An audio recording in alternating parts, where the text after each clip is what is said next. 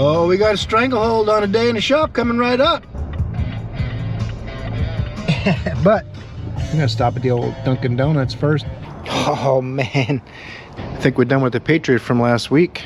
I think Joe's working on this Durango. Oh, look at that sweet project truck. I gotta take that thing for another shakedown run now that I put the new steering box and the sway bar in it. You guys have been watching the project truck videos, right? But if you haven't, don't worry, this is a day in the shop. This isn't about the project truck today. I will let you know it's a beautiful 59 degrees. It's cloudy and looks like it's gonna be raining on and off all day. That's all right, Sunshine State needs a little moisture every now and then. Keep the grass alive. Oh, another thing we're waiting on from last week is authorization to do the repairs on this, which was an oil leak. A couple of little things. The 66 Chevy or 65 Chevy, he hasn't authorized us yet to do the more tests. If you guys watched me last week working on that truck, I spent about 2.5 hours on it for checking like 7 different things. They charged them a 1-hour initial diag. I kind of went over because we were a little slow that day. But now we're gonna have to charge them for some of these tests we need to do to finish, because that thing's not stock. So it's gonna take time to figure it out. So there's a charge for that. We haven't heard back yet to know if we're allowed. So we'll see what happens with that. You know what I'll do? I'll put clips in right here so you'll know what I'm gonna work on in today's video. 2008 Nissan Titan. All right, that sweet bus I already inspected last week. No worries about that this morning. But I'm sure they'll get a classic car or some kind of vintage truck in here or something for me to figure out. Maybe a really random intermittent problem. You guys already know, you saw it in the clips, right? So we'll see. I'm looking forward to a new week. Even though I did almost 60 hours last week, it was pretty stressful. It felt like about 150. Anyone who works in this field as a mechanic on flat rate, you know what I'm talking about. You're trying to be productive and make some money and be thorough and accurate in your diagnosis. So there's a little bit of time crunch along with your passion to do something as best you can. Anyway, hopefully this week will go a little bit smoother. Maybe I'll do the same amount of hours with way less stress, right? Or more hours with the same stress. I don't know which I'd rather have. I think the same hours with less stress. Let's stop flapping the gums, finish opening up the shop, try to learn a thing or two, have some fun. Stay tuned.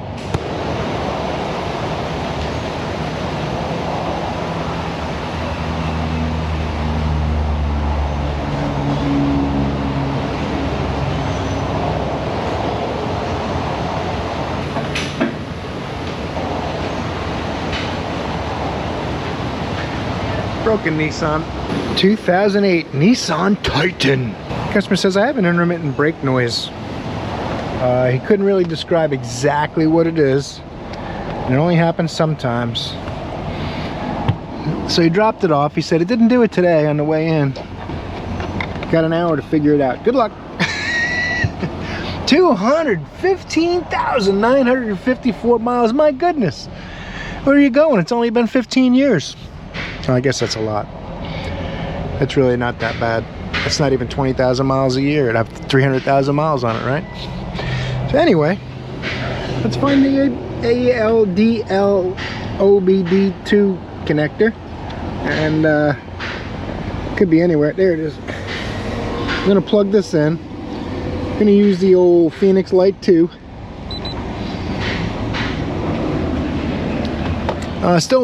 Still my favorite scan tool. If only because I didn't have any glitches to deal with when I first got it, so that helps. Got a kickstand, and it's wireless.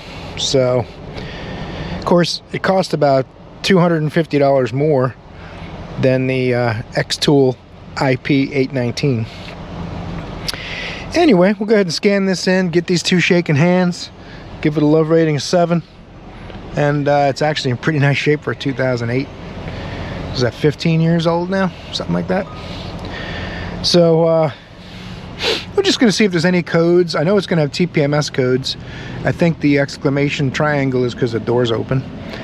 And we may have to go drive it, see if we can feel it. I took it for a little drive around the building before I pulled it in. I didn't hear anything, but he drove about 8 miles here and didn't hear anything either. So it might be some fun. We'll try and have a good time with it, see what we can do. Looks like it's going to be kind of slow today. I don't want to set you up for a poor video here. I'm not guaranteeing it's going to be slow, but I'm saying the parking lot has a Dodge Caravan and this truck, and that's about it. System list, smart scan. We'll go ahead and see if there's any codes and any modules, and we'll go from there. Could have an ABS. Oh, look, ABS could be activating intermittently. Like sometimes a hub bearing just gets a little play, it starts activating ABS stuff, partially because of the play, partially because metal fragments get on the magnet and the sensor, and it gets picked up as erratic wheel speeds. So it may be trying to stop a wheel from spinning or locking up. It thinks it might be locking up when it's really just metal fragments. In any event, we're going to try to verify that. Maybe we'll bring up the individual wheel speeds, if it is a wheel speed sensor code, and see if we can duplicate the problem in a road test. Alright, I went ahead and sent a report to the front desk. We got 1 ABS and 3 BCM codes. The ABS code is C1179 Delta S sensor. Doesn't tell you the status. And then we have 3 BCM codes. All of them are going to be TPMS sensors. So it probably has batteries that are shot in the TPMS sensors. Each little sensor inside each tire, it basically has a built-in, like a watch battery style battery in it, and they're not serviceable. And what happens is there's an inertia switch, so when you get to a certain speed, it makes contact, activates the sensor. So the whole time it's spinning, it's on. And the wheel stops spinning after a certain amount of time, maybe 3 minutes, 5 minutes. The sensor opens up again to save battery life while a car sits overnight or whatever, you know. But they go bad. Honestly, they usually only last about 8 years or so, seems to me, on average. If this truck hasn't ever had them replaced, they've actually lasted quite a while. They can get expensive too. All 4 sensors with the labor to install them, probably $400 or $500. Also, you don't have to check your tires. You can just wait for your light to come on. Actually, I think they initially started doing TPMS systems for liability. So you pay to maintain that system, so the manufacturer doesn't take liability. It's on you if you keep driving with the light on instead of on them, right? A lot of things work that way. So let's go look this code up, C1179, and see if this could be a factor in our brakes feeling weird. He says it feels like all the brakes are falling off, which to me means my ABS system's doing weird stuff. So we'll look that up and come back. C1179. Okie dokie. So there's 2 ways you get this code, this C1179. And usually the brake booster, which has a sensor in it for pedal travel, or the ABS unit goes a little wonky. And both of them can cause this code apparently. So we're going to bring up some data, take a look in the ABS module, and make sure that the brake pedal sensor shows 0 millimeters when you're not stepping on the brake. And when you step on the brake, it's supposed to be between 1.05 and 1.8 millimeters. So I'm guessing that's pedal throw. Could also be pressure, I'm not sure. We're going to find out though. I got to re-enter the vehicle. I put it in sleep mode, so I'll do that. I'll bring up the data and we'll show you what that looks like. All right, now show you how sensitive the steering angle sensor is. I'm just barely turning it, so it's not quite straight. Wheel's a tiny bit off to the right, and we're right at the 0 threshold. So it's like that's right around 0 there. But anyhow, what I'm looking for is this Delta S sensor. Let's go like this. 0 right now, standard range 1.2. So now if you step on the brake pedal, oh, it doesn't go up. I'm stepping on the brakes right now.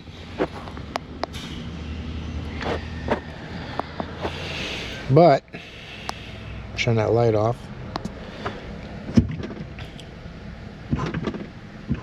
If I step on the brake pedal on and off,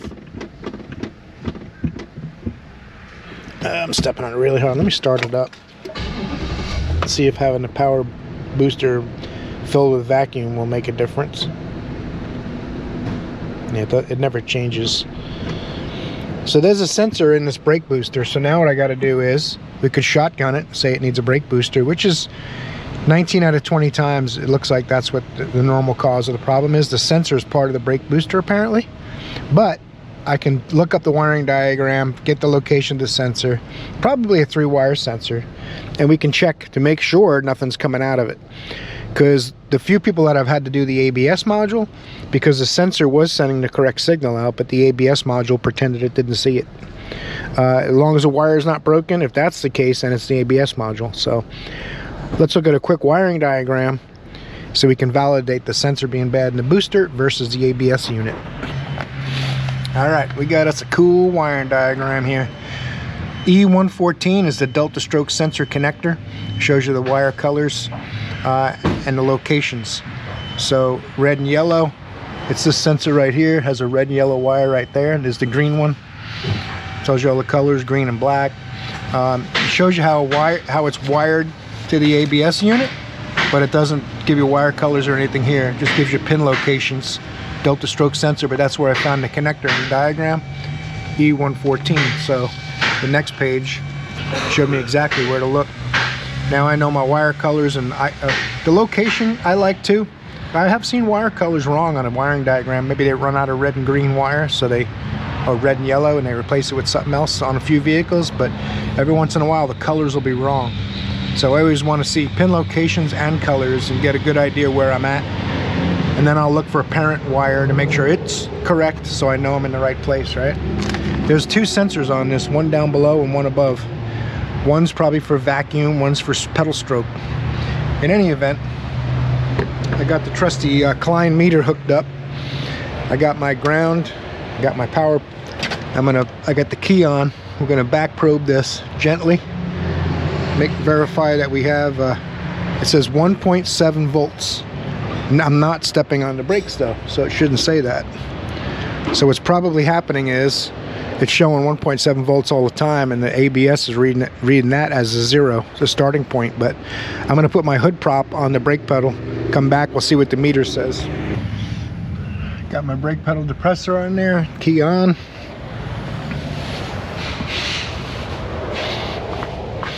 And it went up about 0.16 volts. Take my brake pedal depressor off again. See what it goes back to.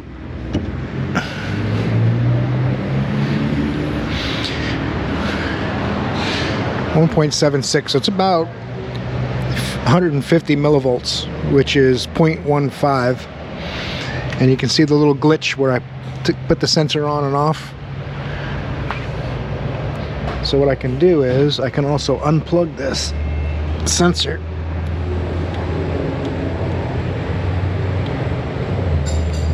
It's hard to get to. Nissan electrical connectors. Can't quite get it. We'll have to play with that a little. I'll pull that connector off and see what this voltage goes to. Alright, of course that one tab broke off the connector to get it off. My voltage went away, and the ABS sensor sees the change too. I'll turn the key off and back on, see what happens.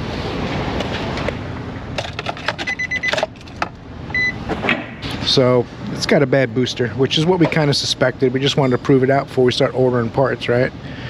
Now this has a lock tab on the bottom and top, and the top one came off, so we'll have to deal with that when we repair it.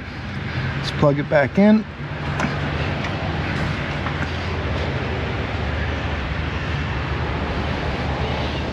Not happy that I did that, is it? I'll turn the key off and back on again just to see what the voltage does on the scan data.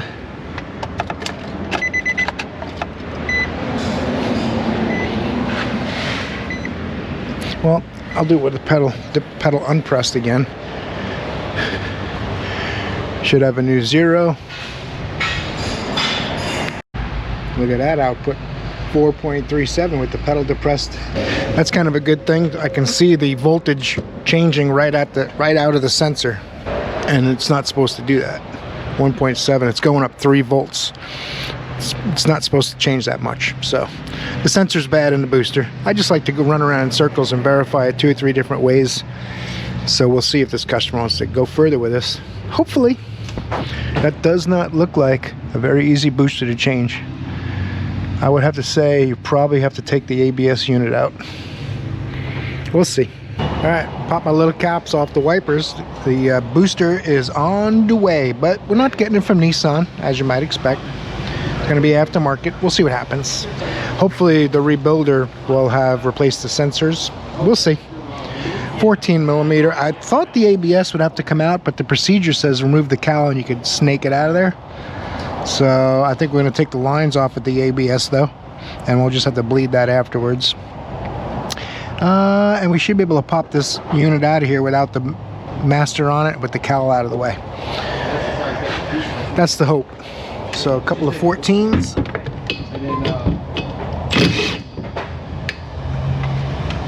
Now, we got some clipper doodles here and there. And, oh, I'll get that later. And then this kind of holds, well, kind of is very accurate, because it really looks like to be just kind of laying in the holes. And it holds the plastic onto the metal underneath. I think this plastic comes in two pieces. They're all just kind of clipped off. It's already not on the clips over by the windshield there. We'll see if we can fix that for them. But and once this is off, then the wiper assembly and a couple of 10mm bolts, I suppose, and we'll have quite a bit more room. This is going to have to come off, I believe, too. 10mm. I think that's an electric heating control valve. I'll have to take that off too.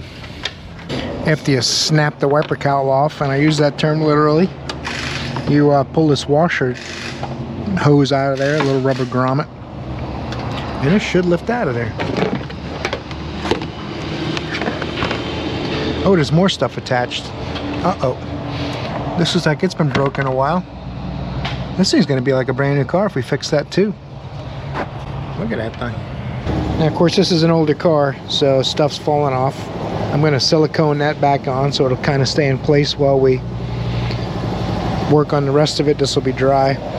I put a new vacuum tee in there. We had one that was the same size and shape, so went ahead and got that out of the way. I could just put it back together when I'm done. Alright, you could take this off of here.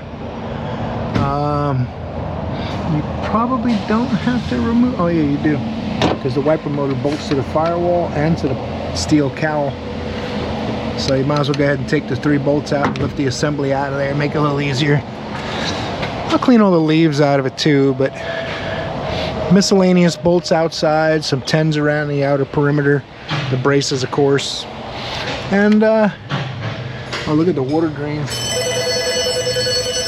The water drains make the phone ring. The phone's ringing! Oh, I didn't even ring twice. See? Hey, they're just on it, man. Can't quite sneak this under here, so I'll have to loosen it.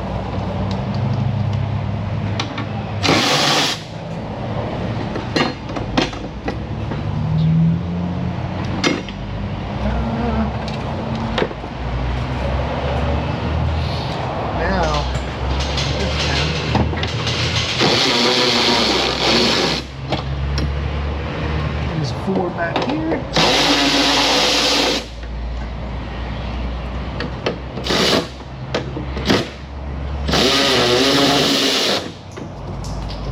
It's amazing to me that you got a big giant truck and it's 24 inches of engine compartment.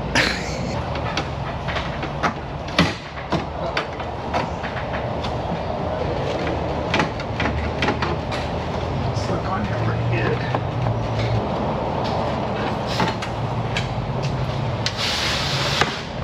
Once you slide that driver's side drain out, the passenger one's harder to get out, but I can fit this out, I think. I have to, this looks like just a plastic tube. Lines up the old heater.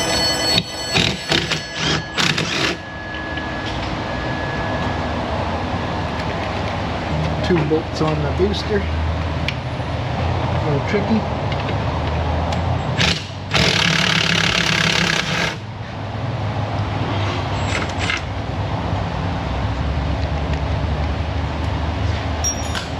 Now, get that master out of the way with the lines. Got 2 electrical plugs too. One more electrical connector. Really can go inside.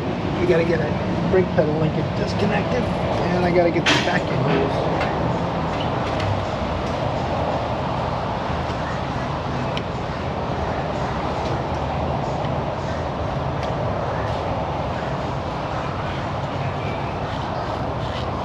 I know you've been there a while and you want to stay, but you gotta go. Sorry. Don't worry, we'll get you a new one shortly. Alright, everything is what you'd call discombobulated. So, go inside the vehicle. Should be 4 bolts next to the brake pedal that hold the booster to the cowl or firewall. And then a rod comes out of it, goes to the brake pedal as a pin. There'll be what's called the clevis and a pin, and you pull that out, you should be able to maneuver it out of there. We'll see. If the push rod's really long, that might be a problem, but it says you don't have to take that completely out. Interesting. We'll see. All right, we go in here. There's our little clevis pin. Let's see if I can move this light a little better so it's not right in your face. I apologize. Let's see here. I want to show my friend. Come on, light. You find a happy spot, and I'll find a clevis clip. Now this is dual protected, so pull that out, set it in a safe spot where you can't see it at all. And then this little white plastic, sometimes you got to pinch them in. That's just an extra precaution in case that little clevis falls out, the little reusable cotter pen, whatever you want to call it. You got to get these pressed in together and get the pin out. I got to use my other hand. And those look like 14s. There's 4 14s. I get with a long extension, get my tool back here where my face is, and it'll come right out. Now,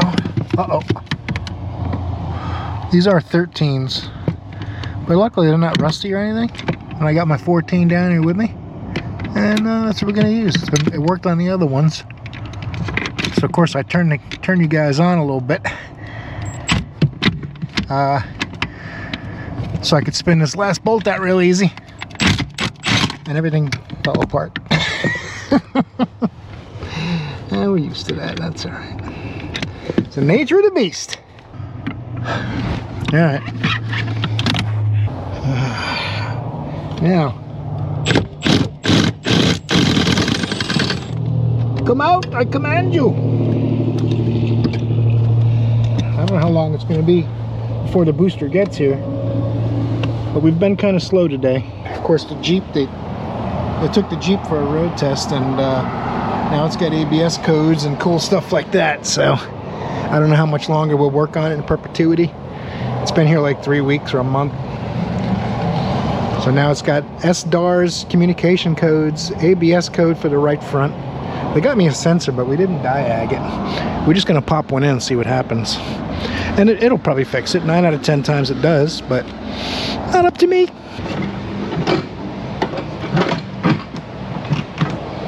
Out of the way, AC hose. You know what's good for you. Don't worry, we got more where that came from. Fished out this cool extruded aluminum spacer and the other gasket. Might need that, so we'll just leave it right here until the parts arrive. And fresh air booster gasket's torn. This is just because between the firewall and the booster. I'm not sure. I think since the sensor's laying on the hood of that Jeep, I guess I'll pop that in while we're waiting for this part to arrive.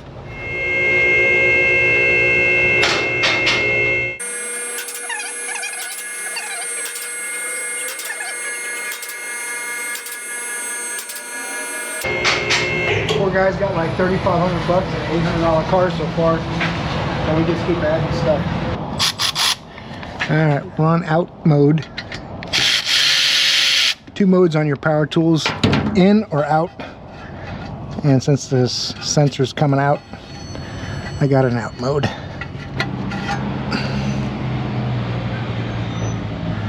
I probably should pick this up and jiggle the wheel and see if the bearings got play in it too, huh? Let me do that real quick. There's some few bolts here. We'll be able to get this out of the way. I might have to take the wheel off to get to some of them though. Looks like there's one up here somewhere. All right, I'm gonna lift it up real quick. Just make sure the bearing's not coming apart. Now, because it's already lifted, I meant I'm gonna lift it with the jack.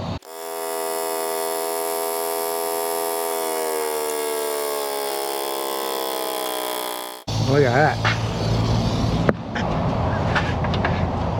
that. Bearing feels good. Okay, good. One of the cool things Jeep decided was to run the sensor all the way up into the engine compartment and to hide the sensor down there next to the ABS.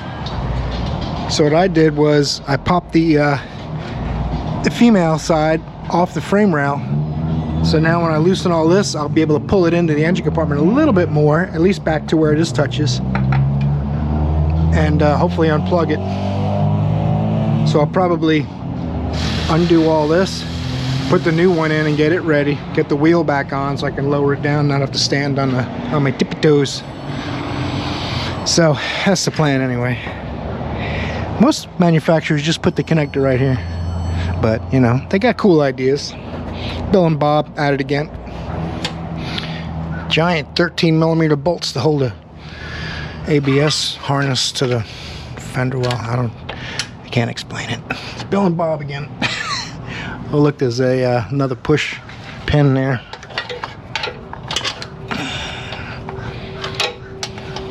Some of these will also break. You can use a drill bit and just spin a drill bit in there for a second. It'll pull all the plastic out. But let's see here. One more pull tab. I could just rip it out, but if this doesn't fix the problem, worst case scenario, we can be able to put it back in if I don't destroy it taking it out, right? Shotgun Auto Services. Ooh, there you go. Now from inside, I can use that slack to get to that connector better, I hope. Got top of the line Dorman parts, so we're doing what we got to do. All right. Bye. Oh, got stuck, didn't you? Now you're going in the garbage where you belong. I'm gonna route this up to where it's close to end, put the wheel on. Hopefully I can do everything else from in the engine compartment and reaching over the tire. We'll see.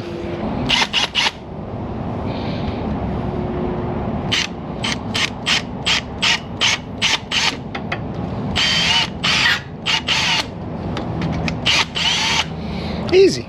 Now I can get this up a little higher. Gave it some blue pill action, and I felt a click. Oh yeah. Now this will fit out the hole, and hopefully I can guide the new one back up and find it. We'll see. The old one's out. See it? Can you grab that for me? Appreciate it. Snap that back into the hole. Oh, look at that thing. Right where it's supposed to go too. Things have a way of working out. You guys can't even see it. I'm gonna get this plugged in. We're gonna go for a drive. All right, let's get this Phoenix Light 2 and this here Jeep Patriot Latitude chit-chatting, and see what we can find. Blinking check engine light. I'm just gonna bring up the full wheel speed sensors like I had before and see if we have a signal from all four, including the right front. Should be easy, right? If it worked. I think it probably would. Probably might. I think it probably might work. Oh, we got another Jeep out there. Nice. Did you get too close to that 62 Chevy there, buddy? I don't want your cheap junk scratching it. Alright, settle down, topology. Please wait. Data stream. Just gotta pull my 4. Left front wheel speed, left rear wheel speed, right rear wheel speed, right front wheel speed. Okay. Graph them. Combine them. All of them. Let's do it.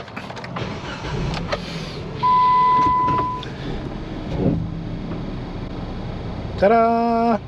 Backing off the lift, I got wheel speed. I had 0 wheel speed ever from the right front before, so This is why, you know, like even Eric O I was watching last night talking about diagnosis expense versus the price of a part that will probably fix it. There are times when you put a part in and see if it fixes it, and you get crazier on the diagnosis end of it if the part didn't fix it. Now, you know, if you have experience and you know how these systems work, you're probably going to be right 9 out of 10 times, and everybody saves time and money that way. And the 1 out of 10 times you don't, then you go further and you can justify the added time and expense. So needless to say, this one's got data from all 4 wheels, so at least we know we got that problem fixed. I can't guarantee there's something else that's going to happen when he goes and drives it again, but we'll see. The gobstopper. Let's go over the history on this vehicle. Came in with a no start. They gave it to Bill. They looked at it, put a fuse panel in it. It wasn't powering up the computer and stuff to let it start. Then they tried another fuse panel because they had some weird codes and battery light on and stuff like that. So they gave it to me. I diagnosed it. If you remember this vehicle, if you watch all my videos, or a lot of them, you grab the ECM connector and you could shut the engine off. So it had a bad ECM, and the alternator was light was on, and the ECM wasn't sending out power on that circuit to energize the alternator. So the alternator was running in default 13.6 volts, whatever it was. So we fixed that. Today they had Kyle try to drive it before we deliver it, and he said it doesn't feel like it runs right. The ABS lights on and all that stuff. So I went after the ABS. It had no ABS signal from the right front, so we fixed that. Now the ABS light stays out, but the stability light and check engine light keep coming on.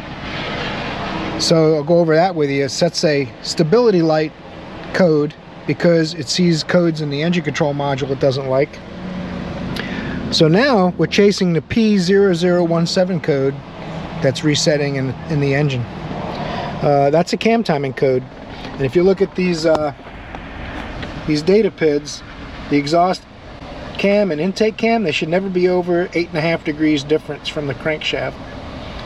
So the allowable difference is too high. You see the little blue line when it pops up? That's cam going out of sync. So it's very unhappy about that, and that's why it's setting both of those lights on. Doesn't seem to have quite the power it should. If you're not familiar with this vehicle, it's got 162,000 miles on the little 4-cylinder port thing, and it looks to me like it's got a stretch timing chain. This is what you call the domino effect. They drove the car for so long with so many problems, and it finally shut off and wouldn't run. We fixed the fuse panel to get it running again. And then all these other problems we're finding are separate issues from the mechanical engine trouble. This is something that, you know, you wouldn't look at this initially unless they had a complaint about poor running and check engine light. But it came in not running at all, right? You can see I was really getting upset once in a while when this cam goes a little higher. The tensioner's on this side, so this cam kind of gets a little more slack in it. The chain will slacken between the two cams. It's probably stretched. All the links are stretched just a little bit, letting the cams lag behind. So it's really not happy about that at all, and it's going to continue setting these codes till we do timing chain work. So I already checked the oil and all that stuff and verified all that was good a long time ago when we did the initial repairs. I'm going to take another look at it again, but that's not going to cause the symptoms we're getting here. All these little blue spikes is when it goes out of sync. So, all right, I just want to update you guys on this, and it's turned into another gobstopper. Luckily, we didn't deliver the car yet, although we're still going to have to call them and tell them it needs more work. So all you can do is repair all the broken stuff you're finding. He wants it fixed. We'll see how serious he is, because the timing chain repair is about what this car is worth. But we've already done about what this car's worth in the other repairs. So it's going to be up to the customer if we go any further with it. I do have good news. My brake booster's here for the Nissan, so we'll probably get right back on that. All right, she's in. I just got to go inside, bolt her all in from in there. The studs were all tweaked. I don't know if I mentioned that earlier, but one of the biggest things is making sure the ear goes back on the brake pedal too. Sometimes you have to get someone help you lifting it in while you line up the little fork that goes over the brake pedal. You got to tighten these bolts up. Pop the little pin in, clevis, clip, whatever you want to call that, and we can button up the outside. Highly advise starting these lines before you tighten the master to the booster. Once they're started, tighten away. This is a non-flange nut from the factory. That's interesting. Uh-oh. Toyota Camry on a wrecker. It's impossible.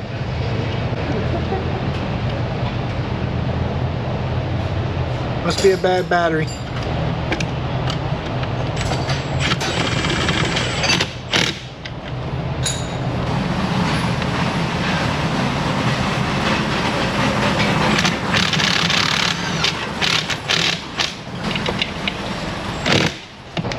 Now I can tighten my lines. I'm gonna have someone help me bleed this real quick.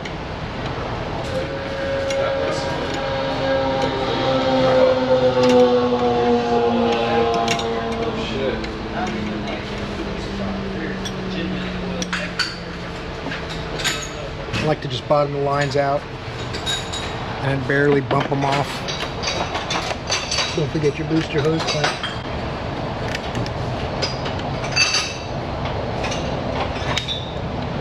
Something simple. All right, Rob, help me bleed it. We got a pedal. I'm gonna finish putting this cowl on. Nothing but a thing. I'll bring you in and show you a couple steps along the way. You saw it all coming apart, right? I'm gonna pop them clips out, put them in the back in the plastic, so it'll all be held down a little better this time. Uh-oh. Rob and Ellie are out in the shop causing trouble. She's gonna try to bite me. Just be careful, she won't bite you. And she's getting some big teeth too. When she gets really mad, her hair puffs up in the back of her head, and she just hopes that you'll give her a digit. Oh look, she's not trying to bite me now. She loves me. That's why. If you touch her legs, it'd be different. So, she don't like that at all.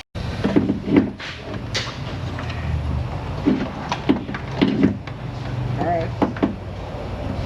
Let's see how you guys are. Isn't that interesting? Well, I know it came off of there.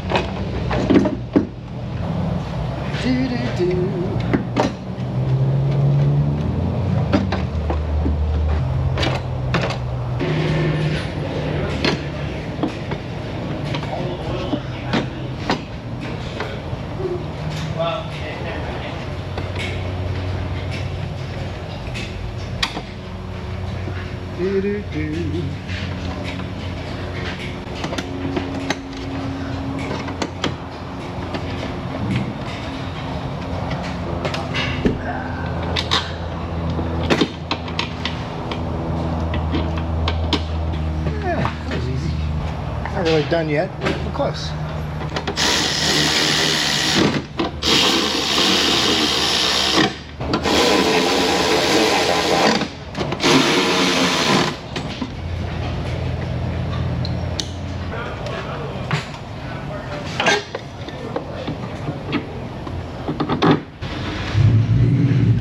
Uh-oh.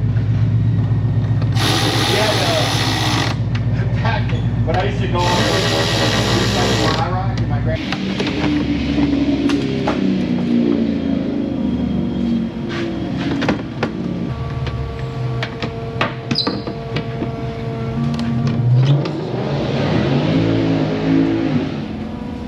so anxious to show Joe how fast it is.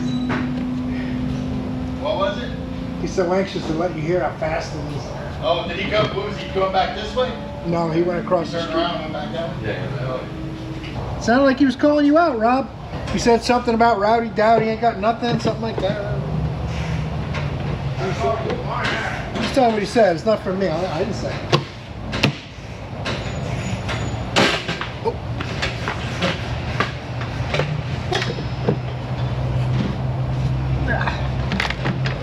All right, you. You're next.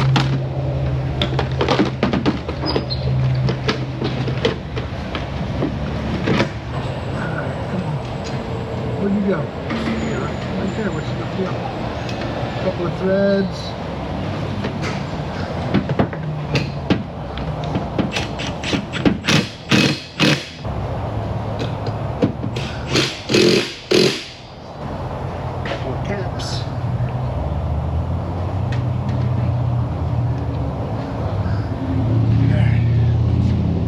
scanner on there. All right. No DTC is detected. That's what I want to see. I'll take this thing for a little drive and make sure it's still not detected. Got approval on a diagram oil cooler. Alternator won't be here for a day or two though, because the insurance, the extended warranty company wants to supply the part. We're gonna get started draining the coolant. I already tried unscrewing the drain plug and the coolant wouldn't drain until I took it completely out. So it's just about done draining now. We can get started. Remember, this was already broken. I showed you last week. So I'm gonna try not to break it worse. Gotta get it out of the way. It's the same as the V6. I'm wondering how much harder it'll be in the truck, but we'll see. We will see. I'm sure it'll be fun either way. I think we're using a Dodge part on this one. Insisted on the extended warranty company's part.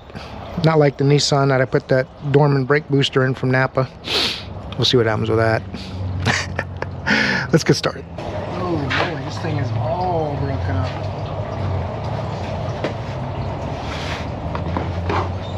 This ear is broken. The hose, the clips are broken on the hose. Alright. I guess this is the state of everything lately. Everything's a little worse than it should be, and we're just doing what we gotta do. Air temp sensor, don't forget that. I thought it's bolted in the back, but it's a push on a rubber dealio. And we're gonna try to fix some of that broken plastic with our little soldering iron. It's not a very strong fix. I really want to get one of those staple welders that you melt staples into the broken plastic. I just haven't gotten around to it. I'm gonna have to do that though. The customer wants us to put 3 spark plugs in too. When we have the plenum off, they put 3 in this side, and they have the rest of them for when the plenum's off. We're gonna throw those in real quick. Only take about 5 minutes, 10 minutes. I got those 2 way back there. Now I got 2 over here. I'm gonna get those with my little quarter drive ratchet.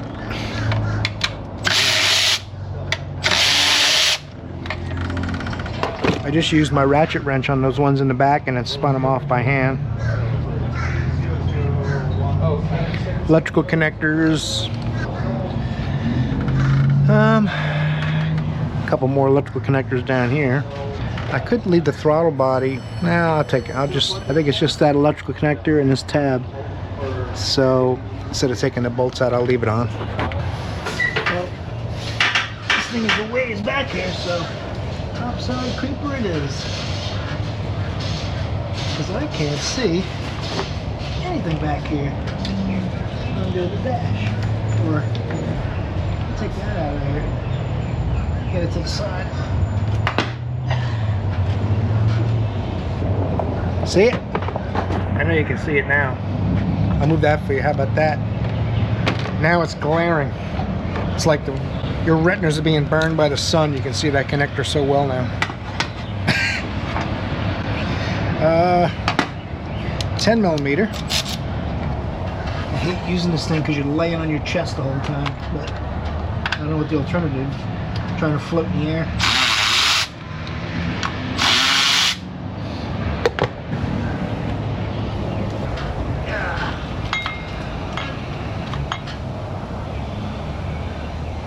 You're supposed to do with it now because it doesn't really clear anything, but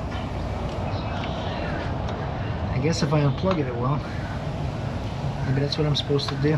Oh, it's held in the back as well. That bolted in steel bracket wasn't going to get it done, so it wasn't going to be enough. So I got another clip about 3 inches away back here. Thanks, Bill and Bob, appreciate you. This is just a vent. You gotta remember, this doesn't go anywhere. When you go back together, you'll be like, where does that go? Just a vent from the transmission, I guess. They brought it up here to the intake. Should be about ready to lift this plenum off, I think. This is the fuel line, goes under the plenum, should be attached to it. Let's see. Let's go for an 8. Don't lose your hardware.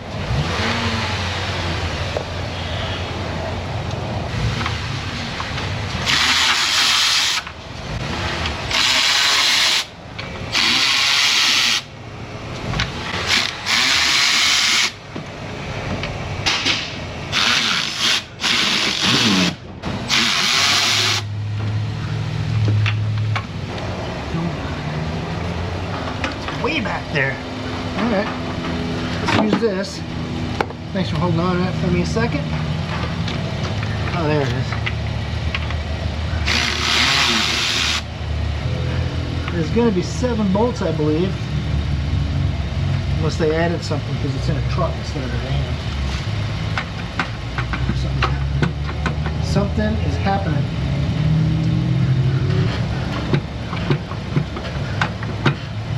Is there something else bolted to it? Okay. One of these bolts is even half a thread in. Let me lift it up. That's what it was. One of the bolts was half a thread in. Yeah.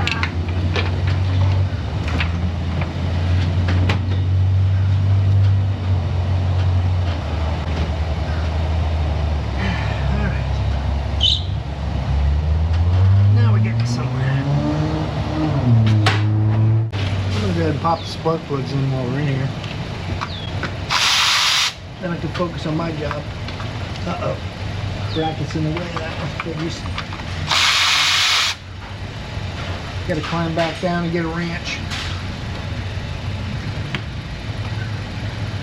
Don't do that. I gotta take that off. I really wish that would fit. That would have been cool. It's like that. I need the bracket to be an 1/8 inch further away. But that's always how it is. Might not even be able to get that with a regular wrench. Let's use the ratchet wrench because it's got a shoulder on it. Super handy dandy. Fast and furious, bro. Do it for Dom. Brian's the one we lost, not Dom, dang it. Dom's just pissed at the rock because he's stealing the limelight. Yes, I have watched plenty of them. Man, that's too easy. That is too easy. Give me a challenge. Shouldn't have said that before I was done. Oh, don't do that.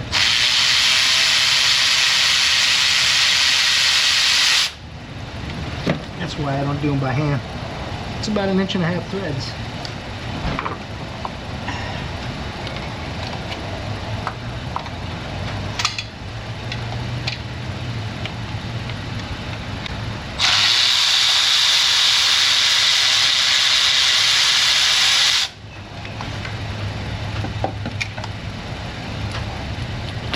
One more.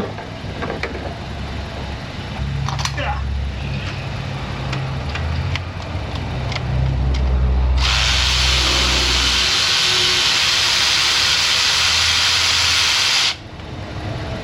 Now, I could go up further, but I'm not a fan of laying on my chest so long, but what are you gonna do, huh? Sometimes you gotta work on a truck. Last one. Always check your grounds. Don't put any lubricants on your spark plugs and don't drop your flashlight.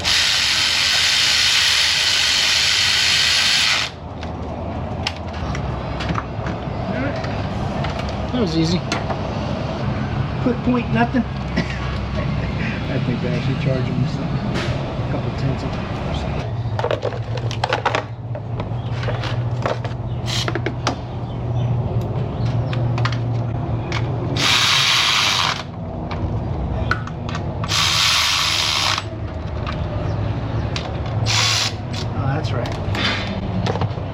What am I thinking? Gonna get back to the regular work in a second. Okay, that was easy. Oh, maybe easy is not the right word. That wasn't too bad. That's better. Told you how much I like that tool for ejector connectors and some other connectors too. Nice. Thanks, William. I'm gonna pull all my electrical connectors off. Got my fuel line off. Got to get this fuel rail out of here tonight before we finish up. I can do this. Use this little hook. And come here. You want to see? Use this little hook on the tab side. Give it a little Little love upward. Squeeze it. Dunk. I mean, that's about as easy as it gets right there. Take these tools out of the way. See if we can get these 8s. I think there is 7 or 8 of them. I think 7 maybe.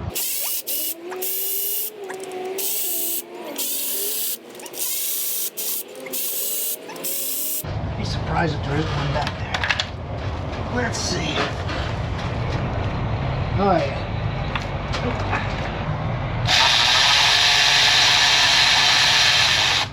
It's funny how critical torque specs are. And every time I do an OEM part like that, the bolts are all different amounts of tightness. Now, it could be due to aging, expansion, compression, you know, all that stuff, and heat cycling, but the torque spec's supposed to avoid the bolts loosening up and stuff. Anyway, it doesn't, that's what I'm saying. Oh, cool. There's wiring attached to the back of it, because where else would you put it?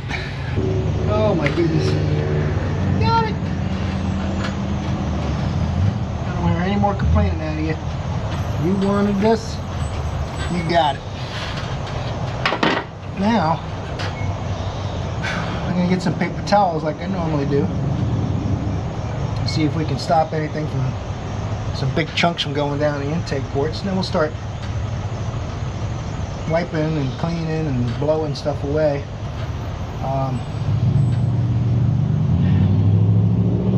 Looks like torque's on the assembly, like it is on the cars too. So, man, it's gonna be fun getting that heater hose clamp. They're always a bear in the vans, and it's like 3 feet away on my chest. It's cool. It's gonna be exciting. Stay tuned.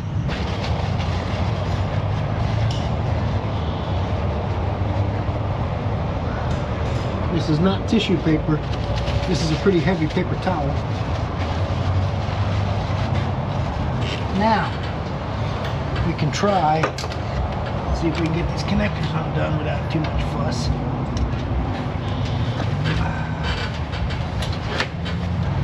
Man, you can't reach back there. It's gonna be a problem with T-Rex arms.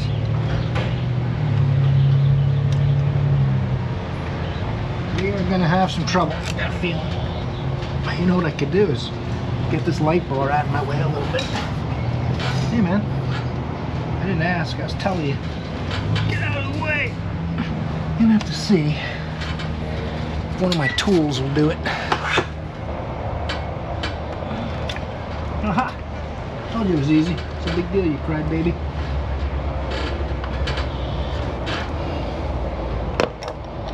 This one, it's going to be a different style. I'm going to have to, the other one, one's coolant, one's oil. Pressure or temperature, I think pressure.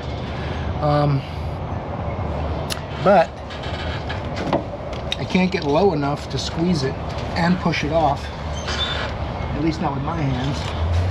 So what I'm going to have to do is come up with a couple of cool tools that'll give me more reach.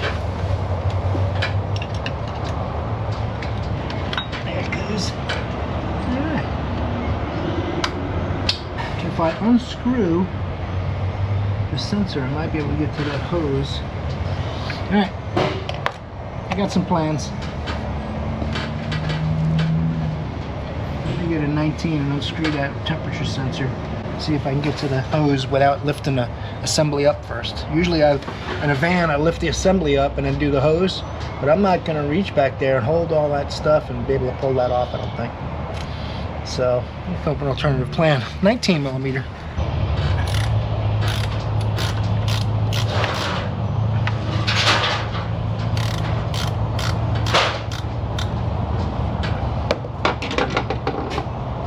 Is it everything you thought it would be?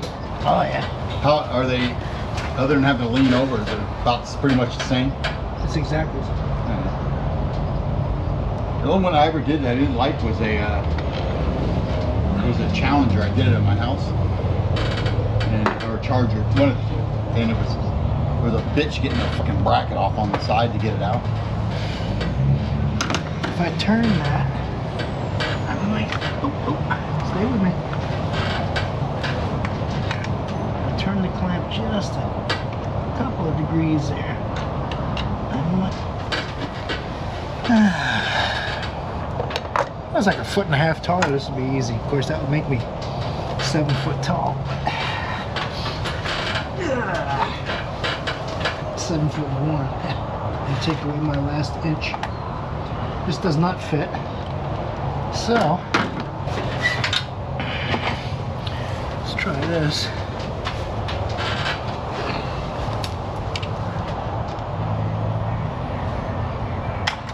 I can't put the tool in there and see at the same time.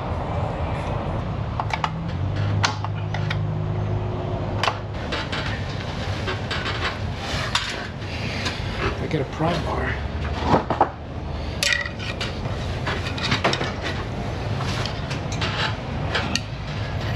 I can probably loosen the clamp. Heaven forbid that sensor was 1/8 of an inch further away. It's always the same 1/8 of an inch you need. There we go. Whew.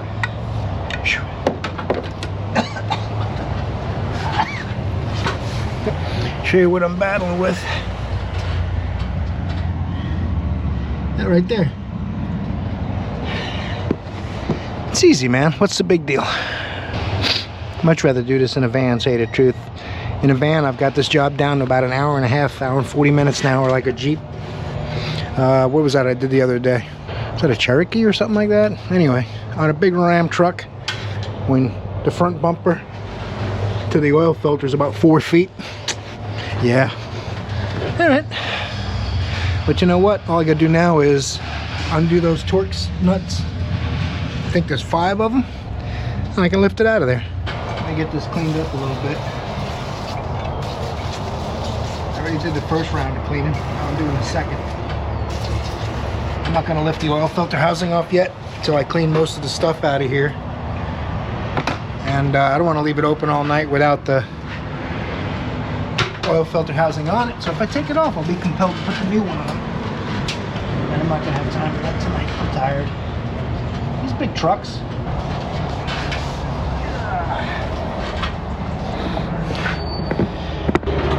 Alright guys, pretty interesting day today. Some unusual repairs, a little success, a little failure. We're trucking, we're going, we're moving, we're heading the right direction. So we'll get things figured out eventually. That's what matters the most. They put some oil control solenoids in that Jeep, but it didn't fix it. The chain's stretched, so I'm not sure what's going to come of that. We'll see if we're going to do a chain or a motor or nothing on it. He may try to drive it the way it is. I went through what we've done on that car a couple of times now, but thanks for watching today's video, guys. I really enjoyed your company. I hope you enjoyed the video enough to torque the like button. And maybe subscribe if you haven't yet. I hope I see you in the next one. You're awesome.